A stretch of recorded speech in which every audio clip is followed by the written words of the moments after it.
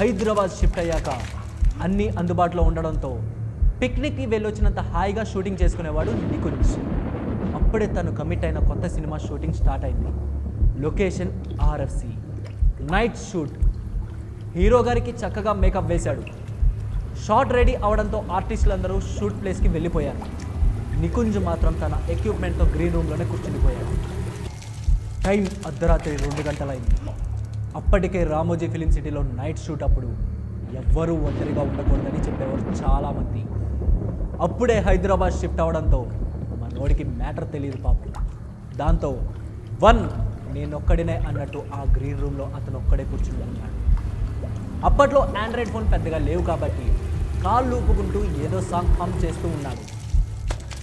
ఇంతలో తన చెవిలో ఎవరో గుసగుసలాడుతున్నట్లు అనిపించింది.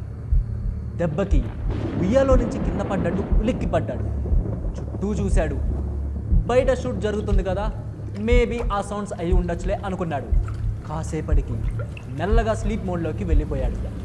గుర్రుగా గురకపెట్టి నిద్రపోతున్న గురుడికి 1 గంటన్నర తర్వాత మెలకు వచ్చింది. ఎదురుగా ఉన్న మిర్రర్ చూసి షాక్ అయ్యాడు. అద్దం పైన ఏదో రాసి ఉంది. అది కూడా అతనికి అర్థం కాని ఉర్దూ భాష. లాంగ్వేజ్ సంగతి పక్కన పెడితే అసలు లోపల నుండి లాక్ చేసి ఉన్న రూమ్లోకి వచ్చి మిర్రర్ మీద ఎవరు రాసుంటారు అనే భయమే ఎక్కువైంది. దెబ్బకి పట్టుకుంటే చితికిపోయేంతలా తన గుండె గులాబ్ జామ్ అయిపోయింది.